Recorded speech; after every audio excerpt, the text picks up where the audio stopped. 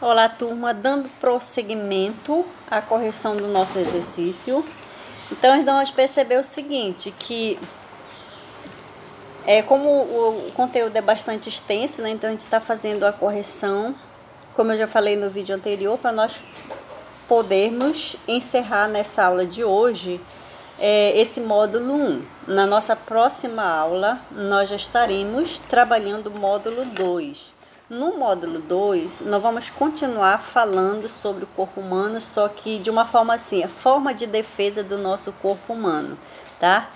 Então, a gente vai perceber assim, forma de defesa, o tecido epitelial. O tecido epitelial, ele vai nos proteger de várias situações. Digamos assim, você pode estar no meio de outras pessoas, onde essas pessoas podem estar com algum tipo de doença e você, no caso do tecido epitelial, ele vai te proteger, tá? Por mais que, por exemplo, um vírus possa,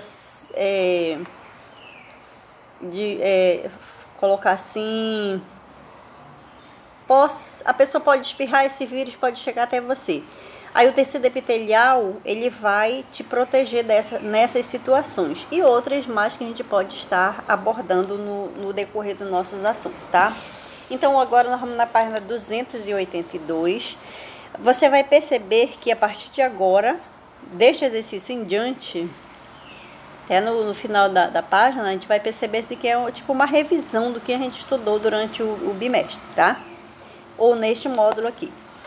Então, diz assim...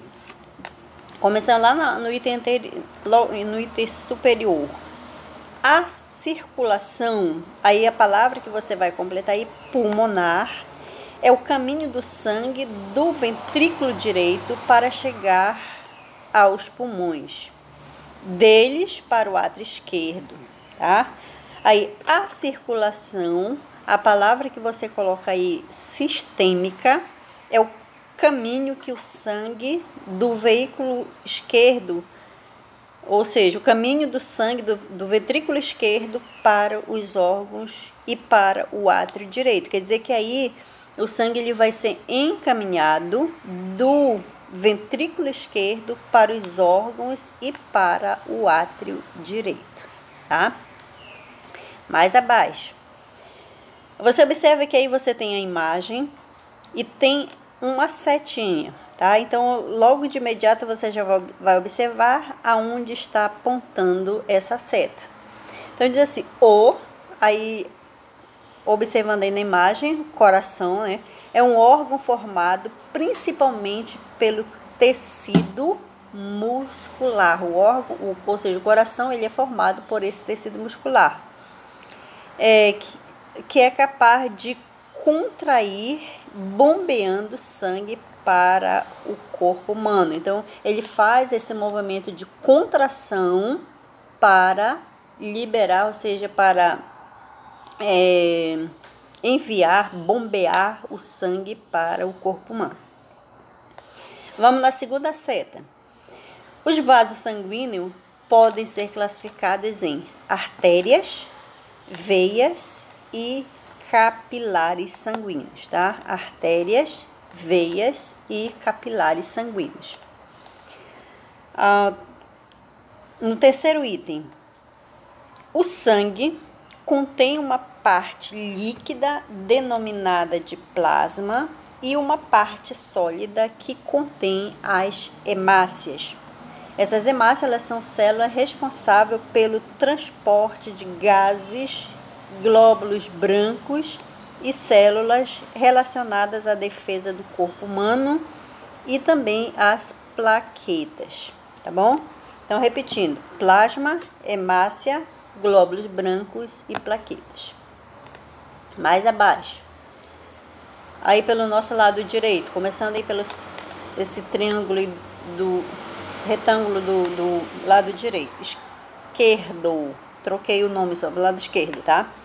Então, o sistema linfático, ele envolve a linfa ao sangue, ou repetindo, o sistema linfático, ele devolve a linfa ao sangue que participa das defesas do corpo humano, tá? Então vai acontecer esse processo de devolução das linfas ao sangue que vai participar do processo de defesa do corpo humano.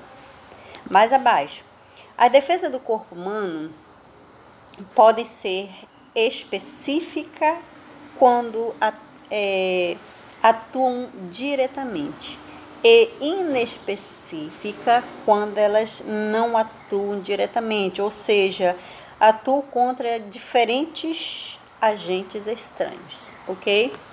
Vamos na nossa imagem aí. Nós temos novamente a imagem de um corpo humano. Aí você tem 3 setas. Na primeira seta, ou seja, começando também pelo nosso lado esquerdo, nós temos aí a primeira palavra que você vai colocar é o timo, a segunda, o baço, e mais embaixo lá os vasos sanguíneos, já pelo lado direito, tá? No primeiro retângulo aí do lado direito, nós temos os linfonodos. Então, repetindo, pelo lado esquerdo, você vai colocar timo e baço, timo, tá? T-I-M-O, timo e baço. Pelo lado direito, nós temos os linfonodos e os vasos sanguíneos, ok? Então, vamos dando continuidade aí no nosso exercício. Lá na página 284, vamos ver o que ele diz aí. Diz assim: Marina mordeu um pedaço do pão e o mastigou por certo tempo. À medida que mastigava, ela percebeu um gosto levemente adocicado na boca. Nos itens A, B e C, marque com X na sentença mais adequada a essa situação. Vamos lá? Item A. Grupo de nutrientes ao qual pertence o pão. Relembrando lá os alimentos, né? Então, o pão, ele pertence ao grupo dos carboidratos. Então, você vai marcar aí a palavra carboidratos. Letra B. A importância desse grupo de nutrientes veja bem, o ideal seria que, eu digo assim ideal porque nem sempre as pessoas gostam de tomar café de manhã, mas seria ideal porque quando você faz a primeira refeição do dia, que é o café da manhã, você já está ingerindo aí uma quantidade de energia para o seu organismo, que essa energia é exatamente os carboidratos, no caso o pão, tá? Então, repetindo aqui, letra A, a importância desse grupo de nutrientes é ser a principal fonte de energia para o nosso organismo. Letra C. Na boca, o pão ingerido por Maria. Aí nós temos 2 opções. A primeira opção começa a sofrer a digestão mecânica, aquele processo a qual acontece o processo da mastigação e imediatamente vem a questão da liberação da saliva, tá? Então, aí vai sofrer o primeiro processo da digestão mecânica, ou seja, aquela transformação do alimento, tá? Vamos para o exercício 2, da página 284. Uma doença comum, principalmente em fumantes, é a efizema pulmonar. Leia a seguir algumas informações sobre a doença. Então, você vai ter oportunidade aí de ler sobre a efizema pulmonar, tá? Ter mais conhecimento, levantando sempre essa situação dos problemas que um fumante pode ter com a sua saúde. Vamos lá. Letra A. Com o passar do tempo, os alvéolos dos pulmões de uma pessoa que tem efizema pulmonar, eles perdem parte da sua função. Explique por que isso afeta a respiração. Olha só, veja bem, presta bem atenção. Os alvéolos pulmonares de uma pessoa com efizema pulmonar. Então, vão perceber o seguinte.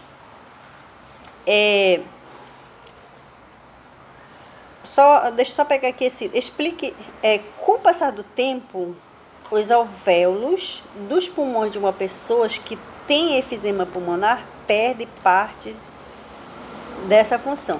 Olha só, nos alvéolos pulmonares é onde vai acontecer as trocas gasosas. Então, se a pessoa tem efizema pulmonar, com o passar do tempo, como diz aí o texto, ele vai perdendo essa função. Que função é essa? De fazer essas trocas gasosas. Então, se perde essa função de troca gasosa, claro que o pulmão ele vai ficando cada vez mais debilitado, porque se faz necessário acontecer essas trocas gasosas, tá bom? Então, só repetindo, é onde ocorre as trocas gasosas, tá bom?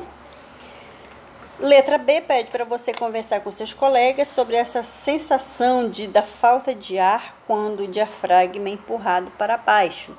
Você pode até exercitar, por exemplo, empurrar a respiração. Então, você vai perceber que aí você vai ter um mal-estar, tá bom? Vamos para a página 285. Eu estou acompanhando aqui no livro. Número 3. Siga as coordenadas e encontre o nome de uma doença que completa o texto abaixo. Então, aí você tem número 1, número 2, número 3. E nós temos as letras A, B e C na horizontal e vertical, tá? Então, quando você faz essa combinação das letras, por exemplo, B2, A1, B3, C1, C2, B1, A3, então você vai desembaralhar e vai encontrar a palavra hemofilia. Logo abaixo nós temos o texto. Então, a palavra que a gente encontrou lá foi hemofilia. Então, a hemofilia é uma doença sanguínea que se caracteriza pela produção deficiente de alguns fatores envolvidos na coagulação sanguínea. Vamos supor assim, quando uma pessoa sofre um acidente, o qual se rompem, o tecido, vamos supor, o tecido epitelial, ele é rompido, imediatamente vai surgir um sangramento. Enquanto não há a coagulação, vai continuar sangrando. Então, se faz necessário essa coagulação para que evite a perda sanguínea. Mas vamos lá no item A.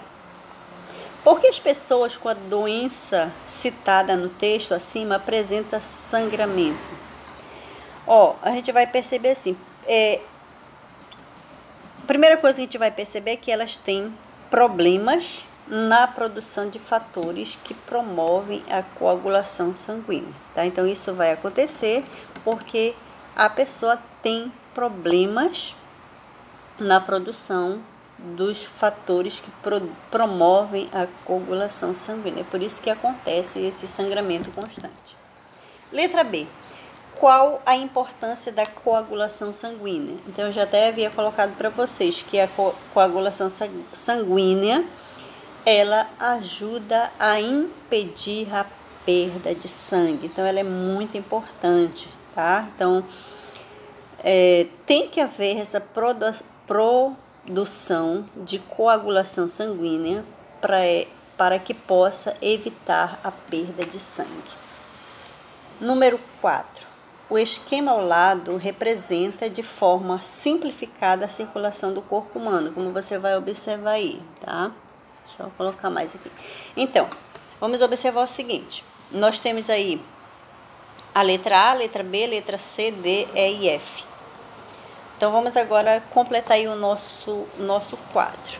Diz assim, no esquema, a letra, aí você vai colocar a letra B, representa o espaço intercelular. Então, você pode estar observando aí no gráfico, esse espaço representado pela letra B, representa aí o espaço entre as células, tá? Espaço intercelular chamado. A letra C, deixa eu só repetir aqui. No esquema, a letra B representa o espaço intercelular. A letra C, uma veia. Encontre a letra C, tá? Então, aí vai estar indicando uma veia. A letra há uma artéria. Veja bem que ela está trazendo o oxigênio para o sangue, tá?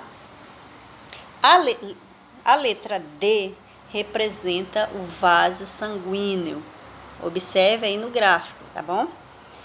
A letra E indica a liberação de gás oxigênio para os tecidos. E a letra D, importância, ou seja, ela vai está indicando a importância do transporte de células de defesa, ok? Vamos para a nossa última página. Eu sei que o vídeo está bastante longo, mas é uma forma de a gente ir trabalhando para encerrar este exercício, tá bom? Número 5.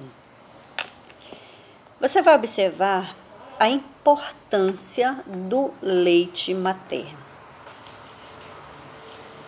É como ouvirmos que o leite materno fornece elementos que vão compor a defesa do organismo do bebê. Quando a mãe entra em contato com um micro-organismo, produz anticorpos contra o antígeno específico que são secretados no leite materno, chegando até o bebê. Então, por isso que a gente vai estar falando novamente sobre a importância do leite materno, e nas outras aulas a gente já falou também. Letra A.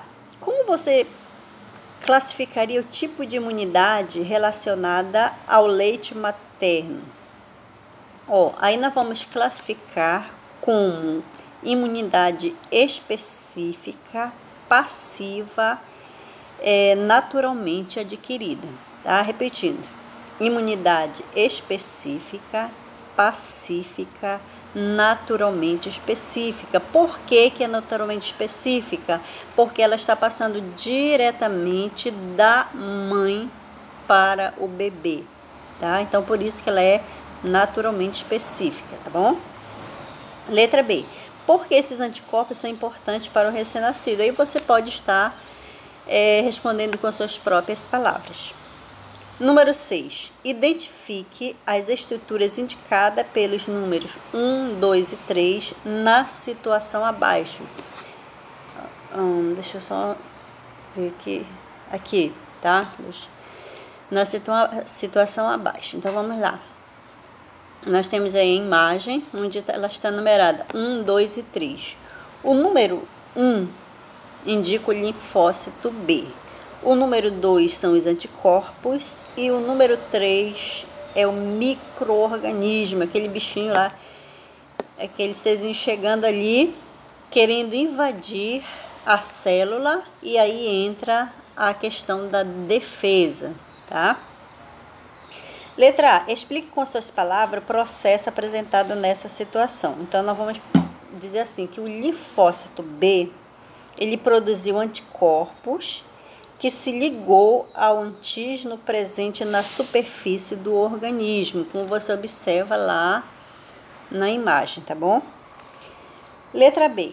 Qual linha de defesa é representada pela situação? Então, essa linha de defesa é a terceira linha de defesa, composta por linfócito e o anticorpo. Então, a gente vai perceber que o anticorpo está chegando e o linfócito, ou seja, a produção dos anticorpos, entram logo em ação para defender esse organismo, ok? Então, até aqui foi a correção do nosso exercício. Espero que você possa estar acompanhando, e assim que você terminar de fazer a correção, poste para a gente. Na nossa próxima aula, nós já faremos, ou seja, estaremos usando o módulo 2, como eu já falei antes, sobre tecido epitelial.